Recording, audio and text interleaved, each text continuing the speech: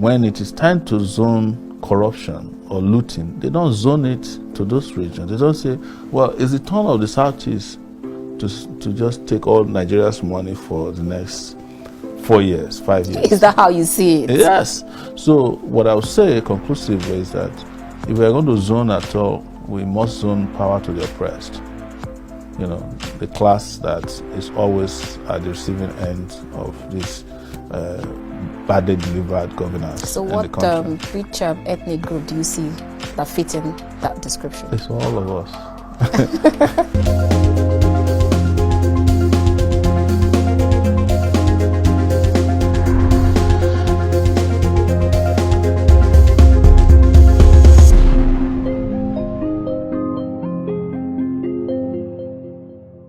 So we will begin today's conversation taking our quote from George Bush, an American politician who served as the 43rd president of the United States from 2001 to 2009. He once said, "Use power to help people, for we are given power not to advance our own purposes, not to make a great show in the world, nor a name. There is but one just use of power, and it is to serve people." Interestingly spot on, you'd say, I'm sure. All right, then let's take our second quote, and this one is from Barack Obama, American politician who served as the 44th president of the United States from 2009 to 2017. A member of the Democratic Party, Obama was the first African-American president of the United States. He once said, "Change will not come if we wait for some other persons or some other time.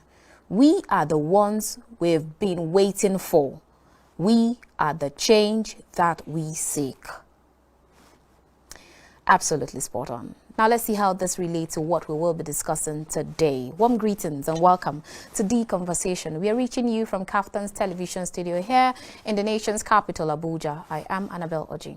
Now, less than 10 months to the 2023 general elections, a number of Nigerian politicians are being touted as messiahs that will take the country to the promised land after the tenure of President Muhammadu Buhari. As President Muhammadu Buhari's administration is winding down, another set of politicians is being positioned as the country's savior come 2023. Now, the politicians include some who have openly indicated interest to contest the presidential election, those who are yet to indicate interest in the office, and those who are being pressured or coerced to indicate interest. At the moment, patronage levels are high in the major political parties, and some of the candidates who have declared their intentions are said to have questionable political histories. Many are seen as the usual suspects, career politicians who have been eyeing the presidency for several years and believe they deserve the position. Now, you recall on February 25, 2022, President Muhammadu Buhari signed the electoral bill into law, paving the way for federal and state elections on February 25th and March 11, 2023. Political parties need to elect their flagship candidates by June 3rd this year, as the amended Electoral Act permit parties to select front runners through direct, indirect, and consensus procedures. The elections take place against the backdrop of complex economic, political, and security challenges, and the outcome of the polls will have far-reaching implications not only for Nigeria, but also the whole region, which faces political instability in the wake of several recent West African coups. For many Nigerians, the 2023 polls present an important opportunity for a change in trajectory. Most attention will be on the ruling party candidates, the All Progressive Congress as APC, the prominent opposition party that's the People's Democratic Party PDP, given their dominance of the political space, and the Third Force Alliance. Now, Our guest on the show today is Omoyele Sowore, Nigerian human rights activist, pro-democracy campaigner, former presidential contender in 2019, and present or current presidential aspirant come 2023. And he's also the founder of an online news agency, Sahara Reporters. We'll hit the ground running on this conversation in just a moment. Do stay with us.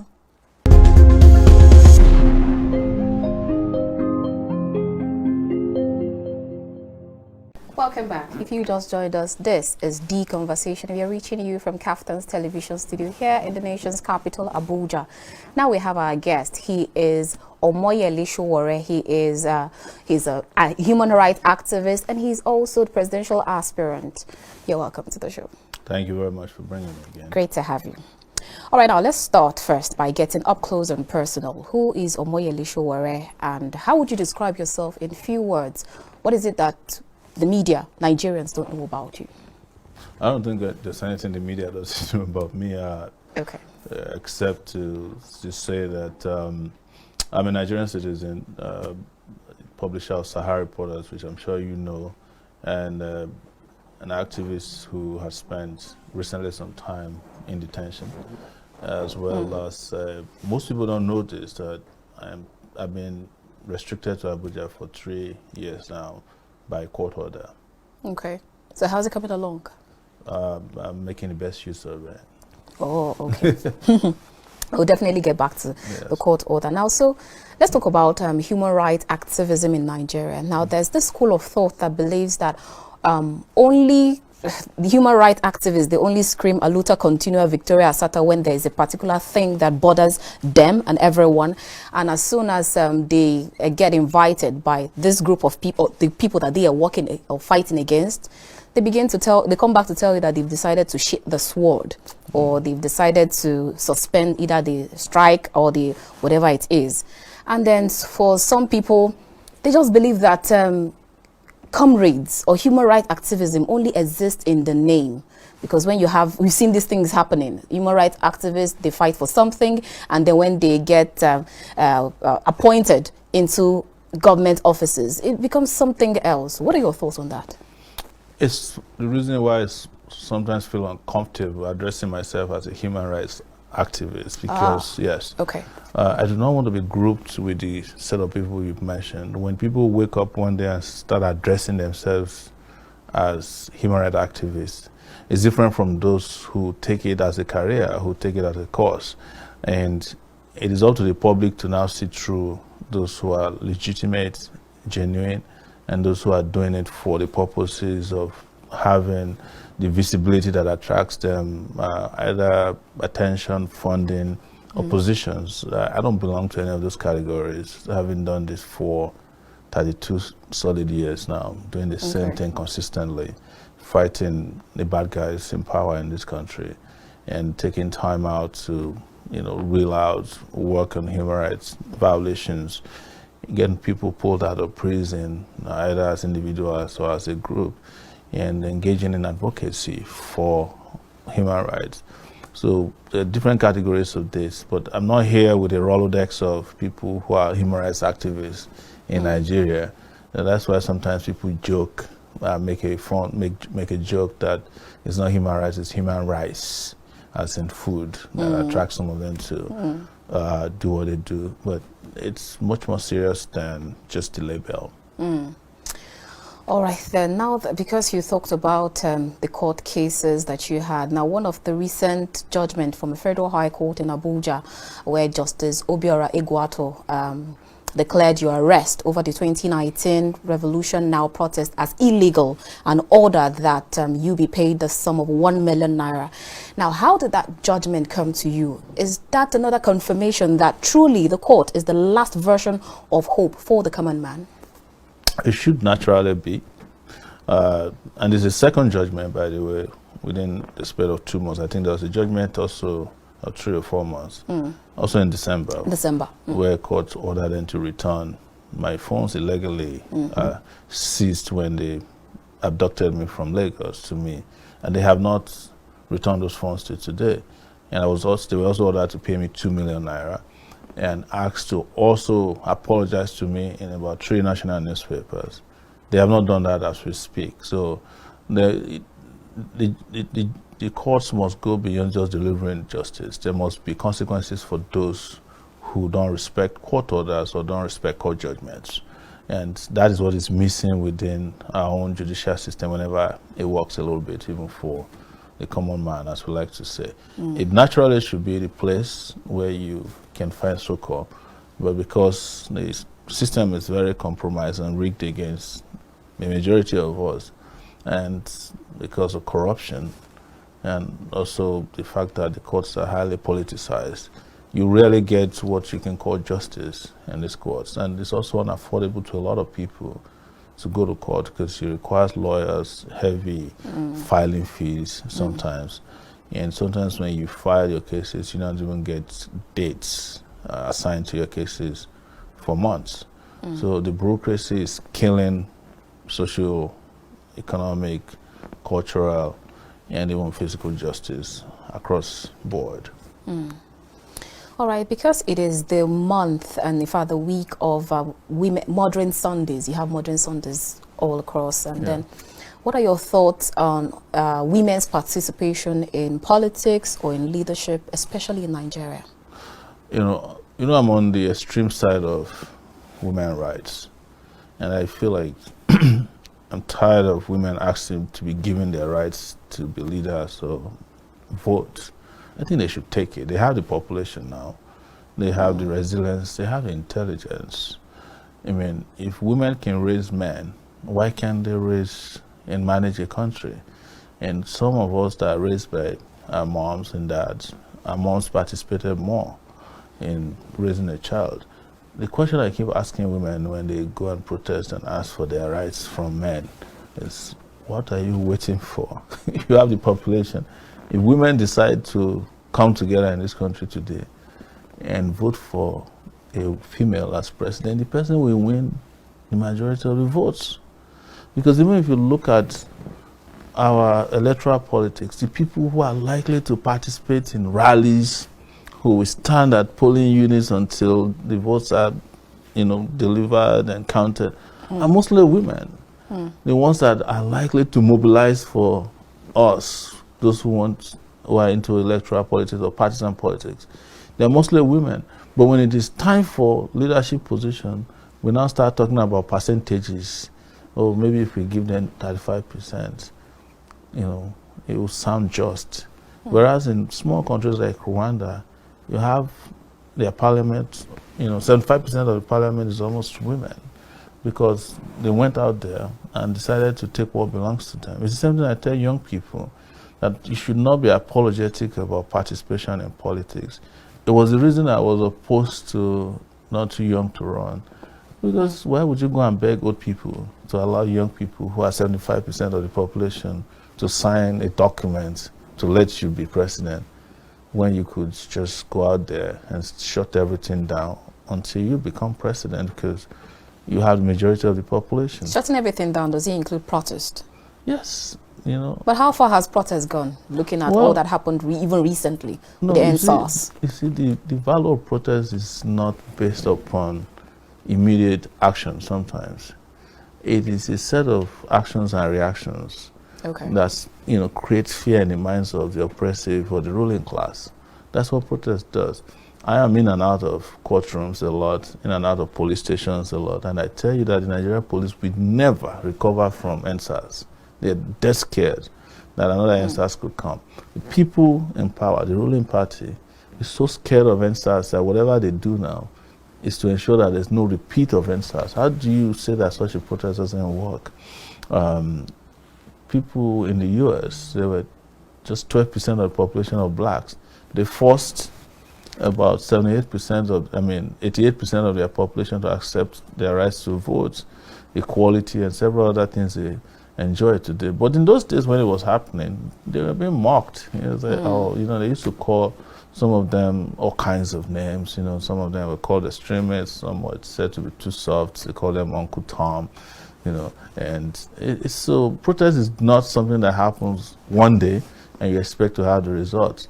That is why we ask that you intensify it if you want immediate results, and you put in more boots on the ground or more feet on the ground. and, more fist in the air. Okay. It works. It works. It's the most, powerful tool that the oppressed has to, engage the oppressors. All right, peacefully. then. So now let's talk about the amended Electoral Act that was signed by the president just recently after so much dilly-dallying. And then also let's talk about the contentious clause 84 subsection 12. How much will the new electoral law impact on Nigeria's future election and its electioneering process? I'm aware that every time there's an election cycle, there's an electoral law or electoral act, whatever you call it. And this has never improved elections because it's people that conduct elections. Elections are not conducted by the laws governing them, it's conducted by the enforcers of the law. And even though the laws change from time to time, the enforcers, the administrators of these laws have not changed their ways. INEC is still one of the most corrupt, colluding agency of the democratic process. Oh, really? So even with all of the recent elections that they have conducted, the Anambra State elections, the FCT, you don't have faith in the electoral umpire? No, I don't. Really? Yes, the Anambra election was one of the worst conducted elections. It was a state election that was conducted over 2 weeks. Over 2 or 3 weeks. Participation was so low that you could tell that the faith of even the public in the electoral umpire has faded. And you look at it since the last 10 years, participation in elections have reduced, even though more people have registered, because they don't trust INEC, because INEC is a corrupt agency involved in election fraud. And some of their electoral officers, like you had in Rivers State, were caught red-handed, collecting bribe from Wike. One professor or two are undergoing trial. One of them actually was jailed in Akwa Ibom State, who was caught involving himself in rigging of elections. So it's not news to tell you that the Electoral Act cannot change elections except the people change those who conduct these elections. And you look at INEC and this composition right now, it has more card-carrying members of political parties, the major legacy parties, than it's ever had in the history of INEC that we know of. And does that tell you that this will be an unbiased empire when two parties are represented against others at the highest levels of the management of this organization? All right, so now one of the many issues in Nigeria's electoral system that most activists have been fighting against is money politics. Now, if a particular political party intends to raise 1 billion naira through sales of its forms, for its convention forms, then you have different political parties, nomination forms are quite exorbitant. So how it automatically means that politics is not for the shallow pockets or the lily-livered. So how then would someone who doesn't have the money bag or has the big pocket actually run into politics? It's the reason why we never supported, just a few parties to be on the ballot for elections, because it's the multiplicity of these parties that actually define democracy. It makes people want to participate if there are several options available to them. So if you have your big money bag, godfather-driven party, and there are other parties that are principled, and they don't charge money, or they don't charge so much money for nomination forms, people who have better ideas but less money, or shallow pocket as you like to call it, will go to those parties and be part of them. But what you have now is that the moment a political party is different in nature, character, in thoughts from the two major political parties, they sponsor people to hijack those parties, or they find a way to deregister those parties. That's what INEC did, and was recently, unfortunately, validated by the Supreme Court. There used to be 79 political parties in 2018 and 2019 elections. We registered our party in 2018, and we participated in an election in ways that has never been seen before, to the point that they were so uncomfortable with us with me as a candidate, they won't allow me participate in the presidential debate. But eventually, our message got to everyone, and following that, they came after me. They came after the party. So as we speak, they are recognizing imposters in our own political party, and we're going to resolve that. We're going to take our party back. We never lost the party, but I'm just explaining to you why the deep pockets don't like ideas. Deep ideas, because the moment those ideas are around, people will rush to wear their ideas and let them rot inside their pockets. All right, so now let's talk about the debate on zoning. A lot of people are arguing that the power should shift to the south because some people say that the south have had their fair share, and then some say it should go to the north. And then some other people, the middle belt people, they feel that they have been marginalized, so they should be the one to take power at this time. So now, what are your thoughts on this? And do you think that the country needs to continue to adopt zoning? It's one of the most pathetic things we have to live with or deal with on a daily basis. I think this also happens in every election cycle. And they will just bring in a buzzword that distracts everybody's attention from what is the most important quality needed of a leader, which is character, and several other great things. But when they discover that this is not going to work in their own interest, they throw zoning as a boon to us, and people will get distracted and be discussing this. Power has been zoned before to the north. What did Northerners get for it? Insecurity. Buhari has been in power for almost 8 years now. The north, where his zone, where he came from, is swamped in insecurity. Obasanjo at one time had power zone to the southwest. He became the candidate, won election. He couldn't construct a road from Lagos to Abeokuta, where he lives. As simple as that. Jonathan, who everybody said, well, this is the first time the third largest ethnic group in Nigeria became president. He was there for 5 years. What did you get? They are still stealing crude today. I hate to use the word stealing because it's their own, but Nigeria hasn't benefited from any of these political ideas that is retrogressive. How do you zone the presidency of a country to a particular region? What if there are no competent person? I'm not saying any region. All the regions have competent people. But what if the real competent people are not permitted or allowed to become candidates in those places? You end up with the same rotten political class members. When it is time to zone corruption or looting, they don't zone it to those regions. They don't say, well, it's the turn of the Southeast to just take all Nigeria's money for the next 4 years, 5 years. Is that how you see it? Yes. So what I'll say conclusively is that if we're going to zone at all, we must zone power to the oppressed. The class that is always at the receiving end of this badly delivered governance. So which ethnic group do you see that fit in that description? It's all of us. All of us. All right then, judging from the skeletal elections that have been conducted by INEC, I know you said that you don't have faith in them, but then how would you actually rate their performance now? Since 2019, let's start with 2019 elections and projections into 2023. Do you think they've been able to revive Nigeria's faith in her elections and electioneering process? And what do you expect to see differently from the electoral empire, even as we look forward to 2023 elections? You see, let's look at it from 2019. I participated actively in 2019 election. And I can tell you categorically that there was no election in 2019. It was a selection process. Oh, really? Yes.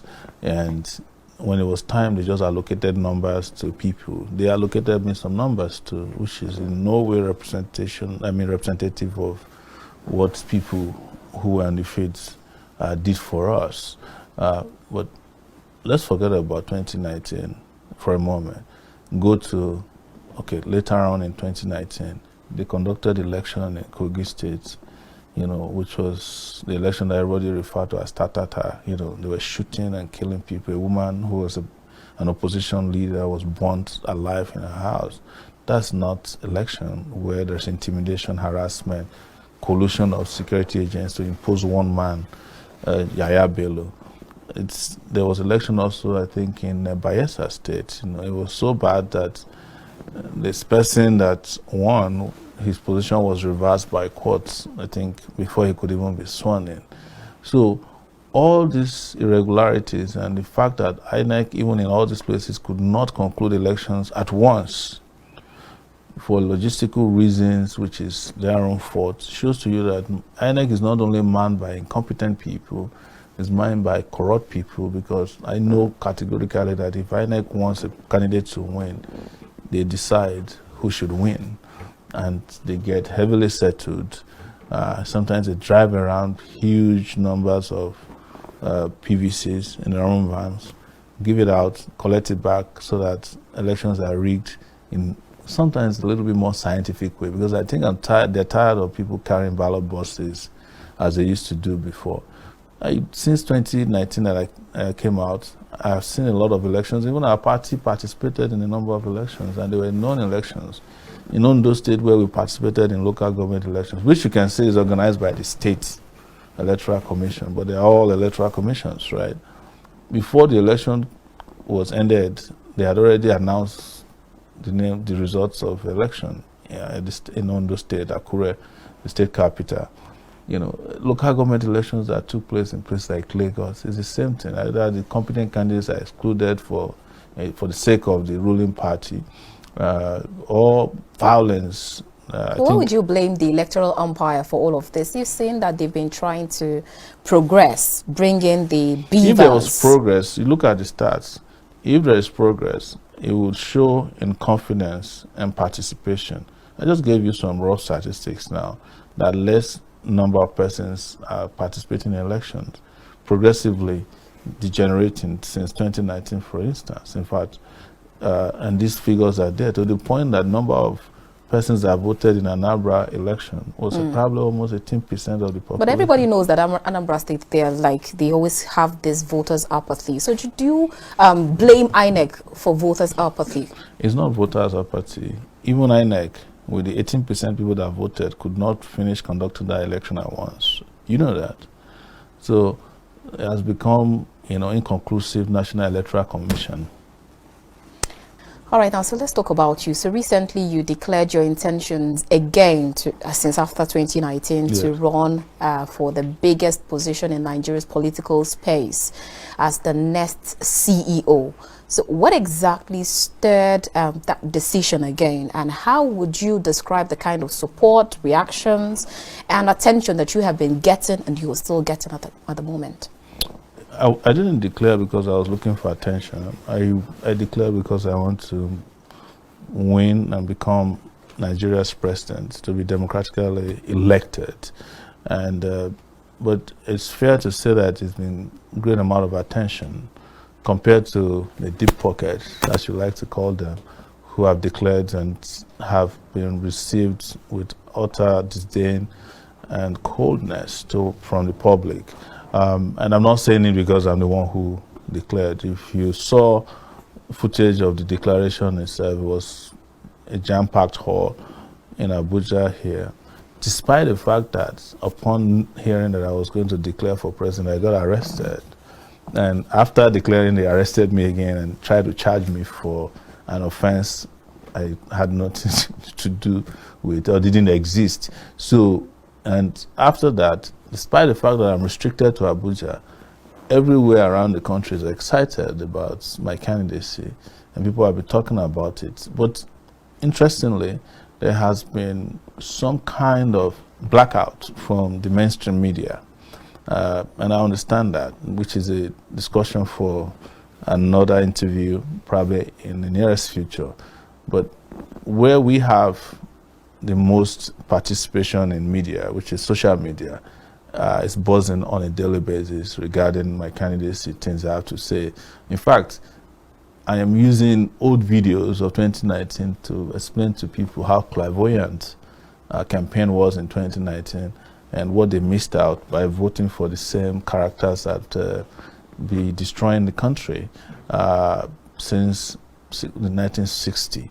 So what we're getting is huge amount of support, rallying around our ideas, and a spread that is faster than I personally expected. So it's just been amazing, I must tell you. But you asked a very important question. Why did I want to do this? It's because I know, and I'm not doubting myself, that I am the most competent person at this time. And it was the same in 2018, you know. And those who doubted me in 2018 saw what they voted for, or what was selected and imposed upon them, the most incompetent. You know, when it comes to character, I stand out differently from all these guys. I'm probably one of the few candidates at this time who has declared who has never had to do government work before, never been a contractor, and never been engaged in any shady businesses in my life. Okay, well, this court cases that you have, and then you talked about that you've been restricted to just Abuja. Does all of this actually bother you? It doesn't. It is expected. It was expected even since 2019, when we ran such a powerful campaign that took us to 34 states across the country within such a short time, and with limited resources. I didn't have a private jet. We're driving around, getting on buses, in some cases even getting into boats to get to voters. I knew that going by the way we carried ourselves very well and delivered our messages across the country very well and across all the population strata, that they were going to come after me. So, and they did. I even predicted this in Ibadan, which was my first town hall meeting, that they will come after me. But in coming after me, it has been a blessing in disguise. Okay. Because let's go on this quick break, and when we return, we'll expand this conversation a little bit further. Don't move a muscle.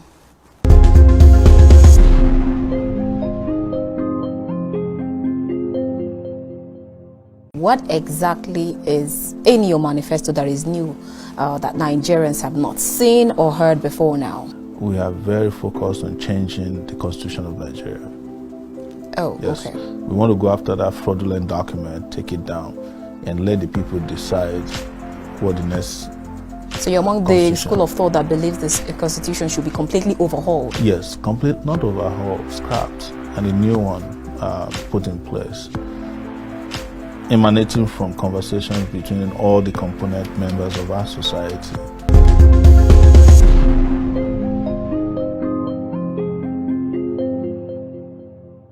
Welcome back. If you've just joined us, this is The Conversation. We are reaching you from Kaftan's television studio here in the nation's capital, Abuja. If you just joined us, you've missed quite a lot, but then you can still join in the conversation as we have our guest. He's Omoyele Sowore. He is a presidential aspirant. He is a human rights activist. He's a pro-democracy campaigner.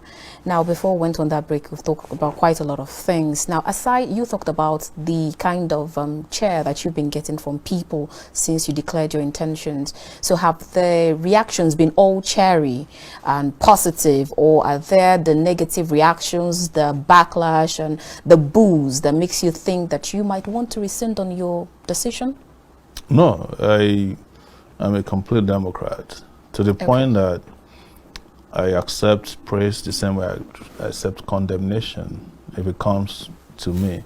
I don't even believe that people should constructively criticize me, because you shouldn't be there defining for people how to criticize you. So there's been criticisms of my declaration, but it has come from the natural quarters, which is those who are really afraid that my coming on may help change the course of politics against them. And these people have always been there as enemies. You know, even when I was detained, they were very happy that I was detained, even though I committed no crime. When I was released, they're the same set of people who sent police after me to attack me. My nose was broken in this Abuja after my release for engaging in peaceful protest. When I go to court, they sent thugs after me. I was almost stabbed one day when I move around to protest. The system policeman, I was shot in my thigh, I think last year. So they are the same people, and they also spend a good amount of money trolling me on social media. But I also troll them because it's part of the engagement and interaction we need to reset a lot of brains. Because some people are reluctant to learn, especially people in the political class, and they use some of these bullying tactics as a buffer between you and them. For instance, you've most likely never interviewed any of the major political parties' aspirants who have declared. They have not come to you, and they'll probably not come to you because they cannot have the kind of free-flowing conversation we're having now. If you talk to them for a few minutes, they'll crumble, they'll collapse. So they won't come here. But I've seen their representatives on TV, defending them. Why is it that Atiku is afraid to come to Annabelle Oji, to come talk about what he plans to do for Nigeria, apart from clapping at his declaration?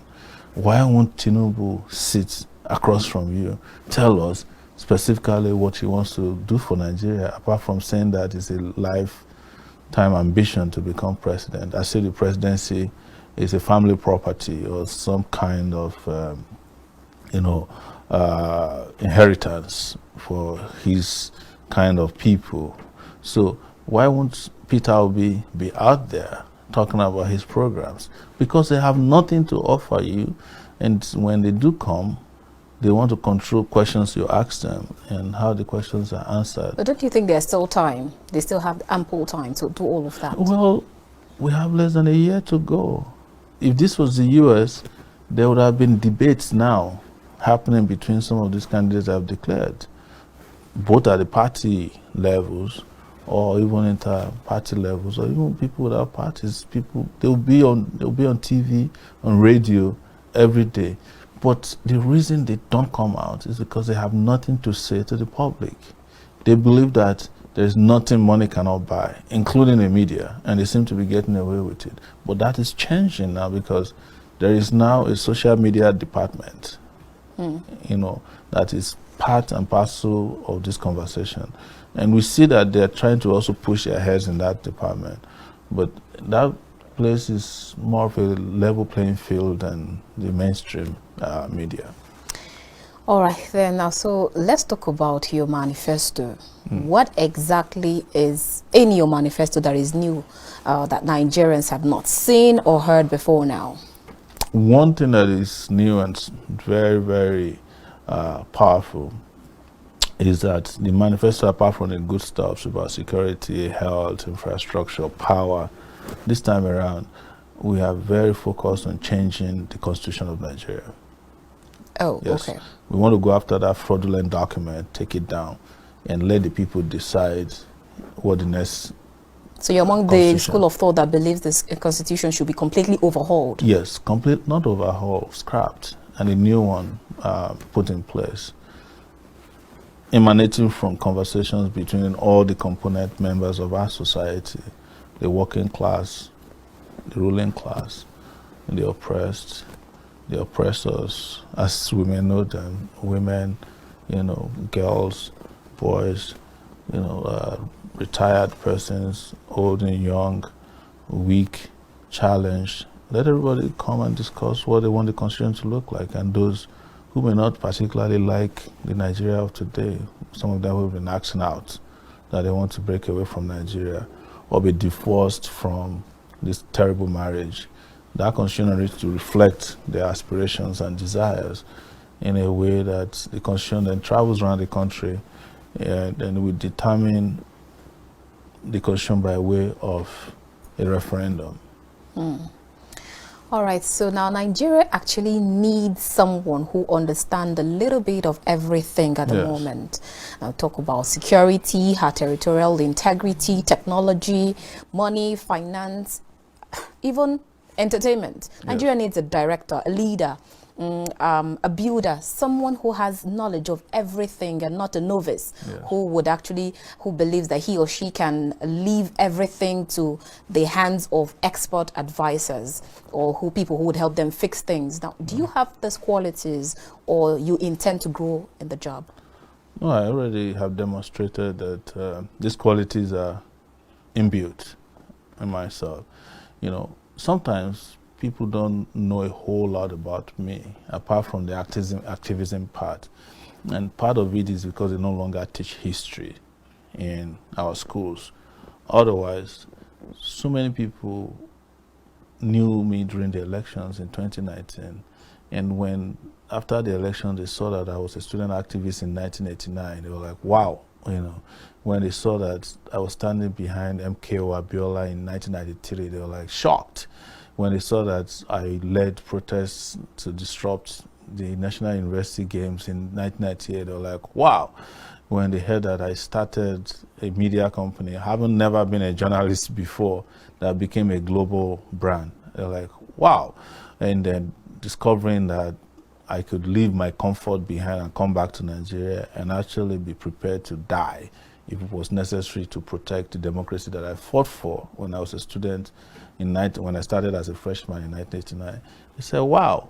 When they look at it and know that I'm a sports person, I've run in 8 marathons, they're like, oh, that's unbelievable. You know, when they look at it and found out that I actually have a family, you know, I've been married and have kids. Most people never thought I was until I was arrested in 2019. I discovered that I had a wife who was probably more brilliant than I was. So, and I'm just giving you a whole full spectrum to understand I know all of this. But, you know, the president of a country is not a robot, and is not a machine that doesn't rest. He's also the chief human resources officer of the country, who can hire the best hands to work with him to do things that he may not be able to do. The president don't have to be the Super Eagles coach simply because he wants to be seen as an all-rounder.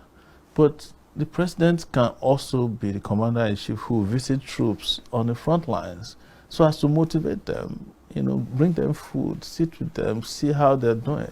You know, the president can be not the minister of petroleum resources, but you can also be the chief electricity officer of the country so that light don't go off, because that's what is most important now. Or find the right hands, find the right ideas. It's more about the ideas and finding the right team to work with. Yeah, but you must, of course, have rudimentary, at the minimum, understanding of how does your economy work. Okay. Not that they will come and tell you that, you know, you have to borrow money from everywhere to pay salaries and pay for everything. Or that the IMF, a guy at the IMF just tells you, oh, for you to run an economy that works, you must remove subsidy, you must not fund education anymore, don't give children medicine or vaccines because that is too much investment in the social space. You have become a Father Christmas. But when their own economies are struggling, they're happy to give your doctors visas, your nurses visas to go and save their own people. If we didn't invest in those nurses and doctors in our universities, where would the UK find people to come and deal with COVID? That like they're doing now, you know, almost all the doctors have left because we trained them in the first place. But had we trained enough, when IMF said don't invest in education, there will be enough available to take care of us when those who have a right to live decided to leave, because this country is no longer a comfortable place to live. So the job of the president covers all of this. Okay. But the most important thing is that the president cannot be walking around with cotton wool stuck inside his ears. All right, then. So you are actually running for the office of the presidency at such a time when insecurity has gone record high, at such a time when the economy is bleeding red, and then you talk about the precipitous depreciation of our national currency in relations or compared with other global currencies. Businesses are packing up, the youths are gone haywire, a whole lot. Few queues have been there for 9 weeks, still counting. You have electricity challenges. So it automatically means that anyone who will inherit that seat knows what he or she is going up against without, like I said, without coming with the excuse of inheriting empty treasuries or insecurity and all. Now, with all of this that is going on, how prepared are you on these issues, and what will you do differently to address all of this issue if you inherit them? So you have to prioritize which are the problems to solve first. And the person who understands that best must also have the energy to follow through with those priorities. And my first priority, of course, will be security right now. And that is by being the commander-in-chief of the armed forces. I'll go to the front. You know, I will be the chief mobilizer, chief motivator of the armed forces. I will be the chief reformer of the armed forces, you know, so that they have the equipment, they have the motivation, they have the compensation they need to go out there and do their best for the country. I have been quoted as saying it for a long time, and now it has come to the attention of everybody that I was right, that the security challenges we are having has to do with the leadership in the security sector. They are businessmen. And as long as they are making money from insecurity, they can never be security. You know, on the economic front, one first thing we must do is to restore power, energy. You know, you cannot make progress as a country if you don't have electricity that can be switched on and off. Ours is permanently off. It has been like that. Even the small business sectors that drives huge, big economies around the world rely on electricity. So it will be my priority, big priority, to invest in that sector. And within 4 years, increase the wattage from the miserable 1,700 ITs as of today to 24,000. I've discussed that before, that it's about bringing together all kinds of energy mix, you know. Why do you think the sector is down at this point? Gas is not being fired to the turbines that needs them in a lot of these electrical plants that are in place now. Why would anybody build electrical plants and not make provision for how it gets gas? You take your gas that is available to Europe to go and sell, the one that is needed at home, you starve them of gas. But beyond just gas and hydro, what else do we have? We don't have solar in the volume that is needed, and we have space to have solar farms all over Nigeria. Individuals are already growing solar panels on their roofs and are providing themselves electricity. Why is it that government is not interested in that? Why are we not using those mixes? Well, a lot of people have actually argued that we don't have enough space for solar farms in Nigeria. It's not true. It's not true. Sambisa Forest is controlled by Boko Haram right now. It's bigger than several states combined together. Do you know that? So how about we start by putting solar farms in Sambisa Forest instead of ceding it to terrorists to be tormenting the entire populace with it? It's not true. We have enough land space to grow solar farms and grow crops as well. But both can also assist each other, because what solar farms can do is to also provide opportunity for real modernized agriculture in a way that crops can be grown on the soil and crops can also be grown off the soil. Yes. All right, now, so let's talk about other sectors of the economy, like education. Yes. where there have been several reports of out-of-school children, and then you have former President Olusegun Obasanjo, who said that if care is not taken, that this out-of-school children might be meat for bandits. Then you also have... I don't know why they keep referring to all these failed leaders. They have already become bandits. Look at the history of the most brutal Boko Haram leader, Shekau. I don't know, most people haven't read about his history. I did, because I did a lot of reporting on him when I was actively a journalist in Nigeria. Reporting on Nigeria. It was because of the way he was born and raised that got him upset with the system. You know, he was sent to a Quranic school. He was abandoned there by the mom. And, you know, as he grew up and he was seeing affluence and wealth all around him, but he didn't benefit from it, he became disgruntled. And when he had access to a weapon, look at what he did to his country. Assuming when he was growing up, he didn't have to go through that, maybe he would have turned out to become a different person.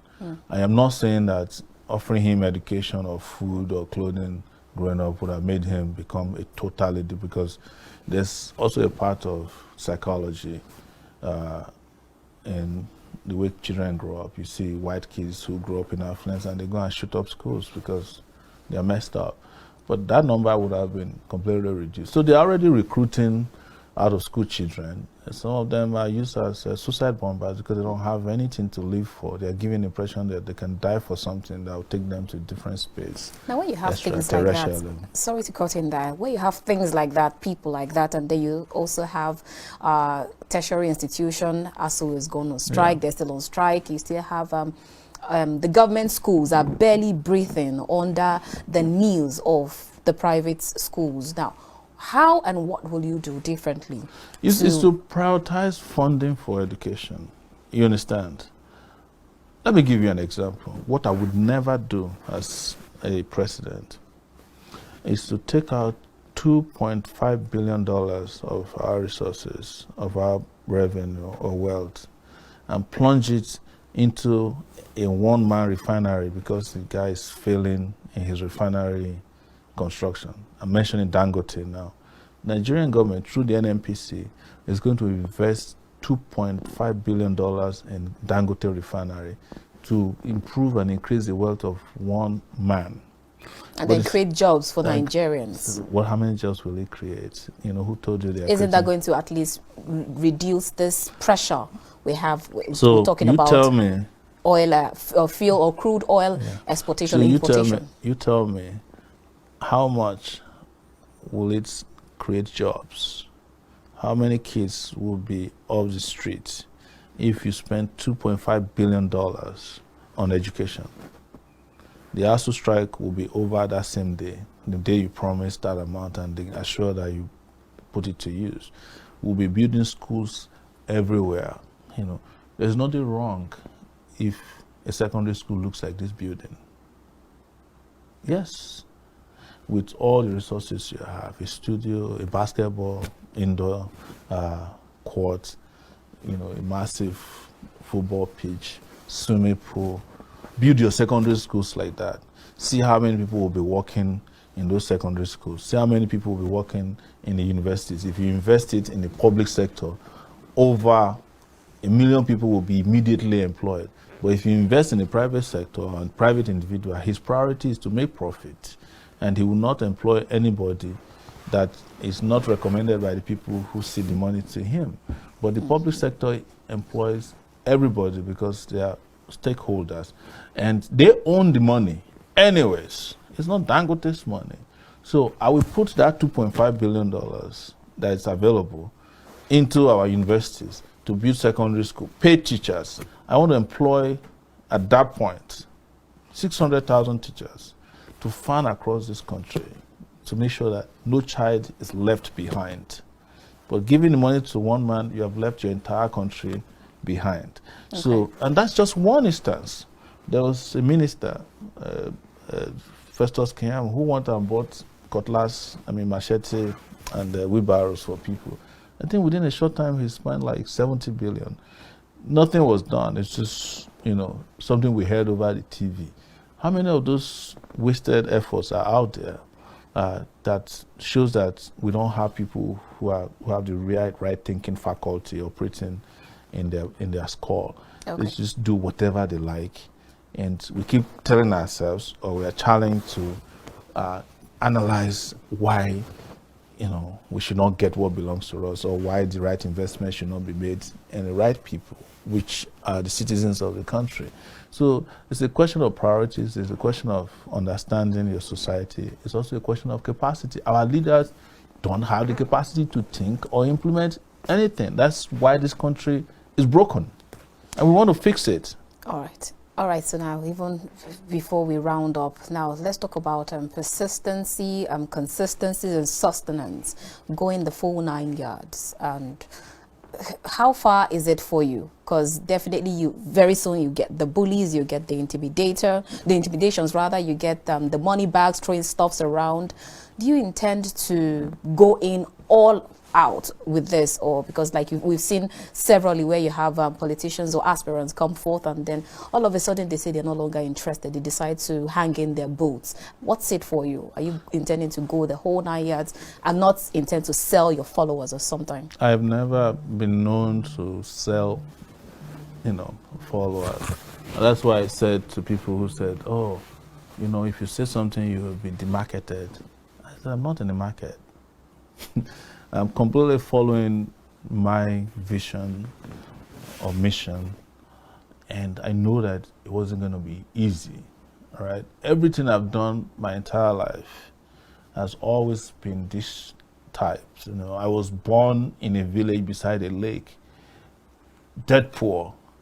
I went from that village within a space of 30 years to the most populated city. I mean, not the most populated, but most popular city in the world. I lived in New York City, created a business there, and moved back to this place some 20 years later.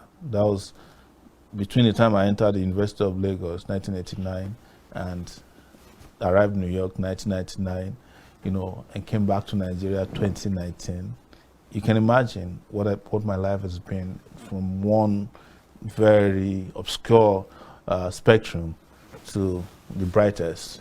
And so I've seen it all. I've seen exposure, I've seen education, I've seen how things work. I've lived in places where they say, as a matter of law, that every road constructed expires every 2 years. They must replace the asphalt. And I've also lived in a country where roads have existed for 50 years and the potholes have never been covered. So, having seen all this, trust me, I think I can say categorically that I've seen the world for what it is. And I understand how it works better than most of these money bags they're talking about. They can throw whatever money they have at it, but I think consistency and just raw will triumph over the fluff that Nigeria has been in the last 60 years. And you can trust me that I would never back down, except if they take my life. Okay. So now, taking a cue from that, our time is fast spent. Very quickly, I'm going to ask you 2 questions and I'd like you to take them in one breath. Okay. Now, a lot of people have said that what is wrong with Omoyele Sowore? Why is he always, you said you left your comfort zone and came to Nigeria, and whether or not you're being killed, you don't care. Yes. So some people have already said, why does this guy want to just be killed? What is he planning? Does he want them to kill him before he understand or realize his right from his wrong? So what is it for you? Is that what it is for you? That's one. And then secondly is, even as we're going into the big day, the 2023 elections, which is just months, politicians have started counting days already. So what are your biggest fears? What are your biggest challenges and your hopes as a presidential aspirant? Very quickly. So, to the question about whether I want to get killed, it's not my intention to get killed. I hope to leave. But people should also understand that people do have ideas that they feel strongly about, that they don't care sometimes what happens to them in the course of carrying out these ideals. And maybe I belong in that category, but it's also important to let them know that even those who want to leave might end up getting killed by the same ideas that they're afraid might kill me, or the opposite of the ideas that I represent. So nobody can guarantee his own safety and life under a system that is as crooked as this. So I advise them to live for something so that they can die, in the right way, happy that they live for something. That's number one. 2023, my greatest fear is that we may not experience a real election again. But my hopes are actually tampered with pessimism, and it will be that, I put it this way, I expect the worst and hope for the best in 2023. All right, then. We wish you all the best, even as you all look forward to 2020 elections. Thank you very much for having me once again. All right, so we have been chatting with Omoyele Sowore. He is a presidential aspirant. He is also a human rights activist. He is a pro-democracy campaigner. He is plenty things plus more. I'm sure you must have been rightly educated, informed, and entertained. I will definitely see you next time. From the nation's capital, Abuja, I am Annabelle Oji. God bless Nigeria.